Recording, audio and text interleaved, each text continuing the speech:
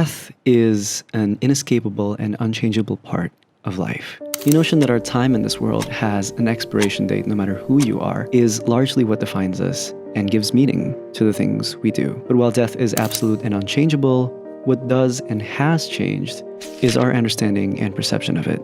As humanity progresses, as more schools of thought arise that give us a broader comprehension of ourselves and allow us to think deeper on complex concepts, our perception of death progresses as well. At the same time, the way we express ourselves, the way we express these abstract, complex concepts and perceptions, i.e., art, has progressed too. My question is, how has the way we think of death changed, and how is that being reflected in our art? To answer these questions, I'll be choosing two works of art from two distinct time periods and examining the progression by comparing and contrasting them with each other. For the sake of brevity and accessibility, I'll compare and contrast works of art from the National Museum of Indonesia and Macan Museum Modern and Contemporary Art in Nusantara. Starting with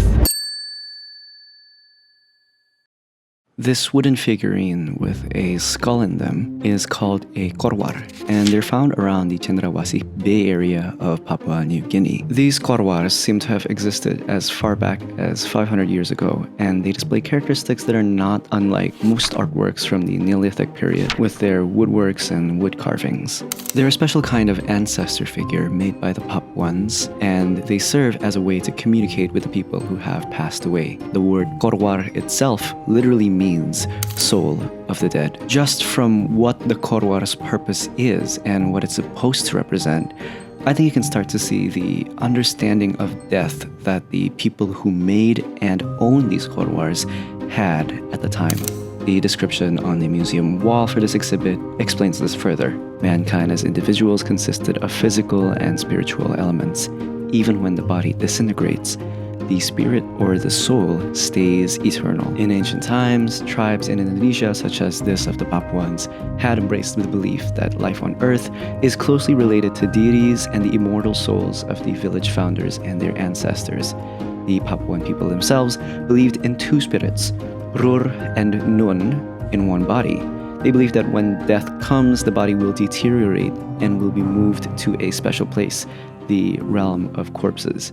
Through this first example, we can see how the belief of ancestors and spirits has played an important role in our society. Our understanding of death back then, and perhaps even until now, was largely tied to this idea that there's an eternality to us, that we have souls, and that death is the departure of that soul from our body. But that was before. What about modern times? How do we think of death now? That question brings us to...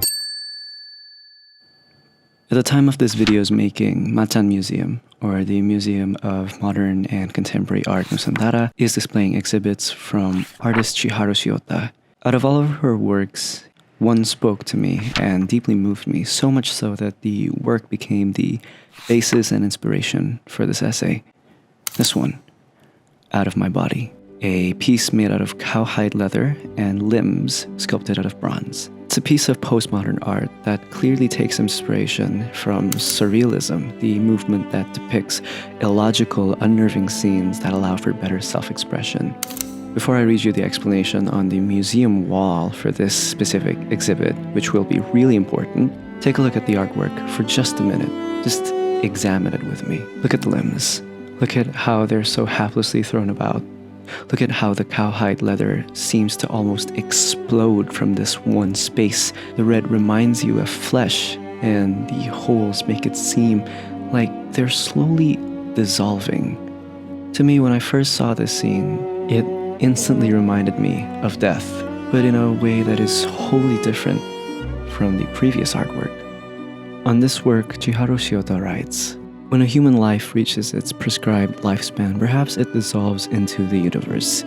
Perhaps death does not involve a transformation into nothingness and oblivion, but is merely a phenomenon of dissolution."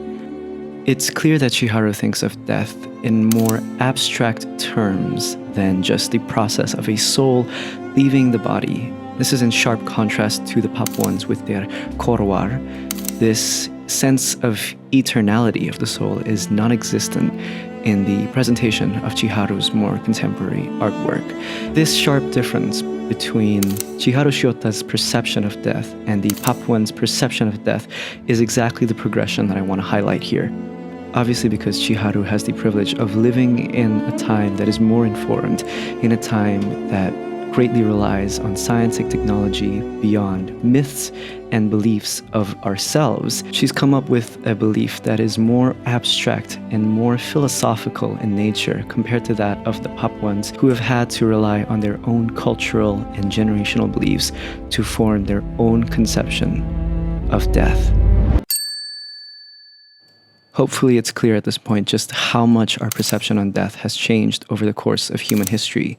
And everything we've discussed so far is just the tip of the iceberg. And it obviously also extends to other art forms, especially because I'm a filmmaker and a film student, films.